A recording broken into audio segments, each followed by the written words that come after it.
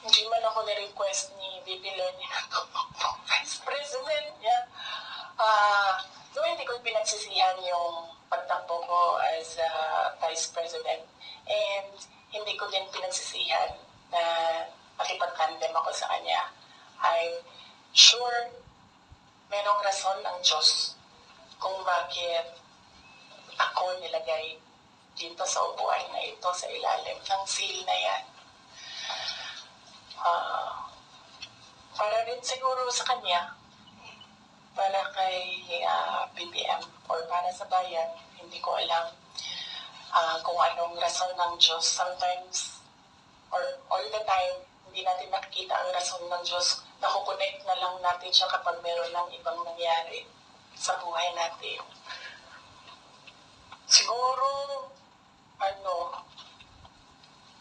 iyan yung rason para, ganito, gawin ko, bullshitin ko sila ng bullshitin.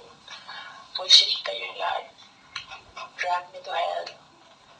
Sorry sila mo na kasi hindi pa sila nakatanong. Good morning, VP. Since wala po kayong intention to run for Vice President from the very beginning, can we say na napilitan pa talaga kayo and without yung call ni Senator Amy, masasabi nyo ba na nagamit lang kayo para lang manalo si President Bongbong Marcos sa pagkapangulo? Napilitan, hindi. Very rational yung decision making ko sa pagtakbo as Vice President. Sinabi ko kanina. Ganon din ginawa ko. Nilista ko yung positive, nilista ko yung negative. Nandun yung positive, sinabihan ko yung pamilya ko, tell me the negatives. So, ano yung isang nagamit?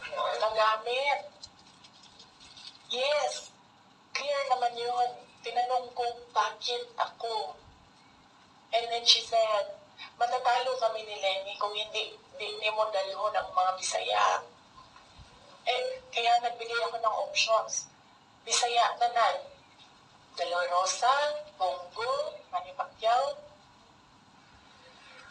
And then she said na hindi kakayanin.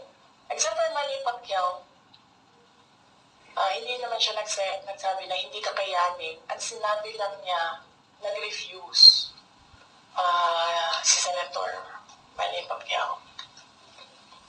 So, of course, ginamit nila ako para manalo sila. Obvious naman yun. Gusto niyo makita yung survey?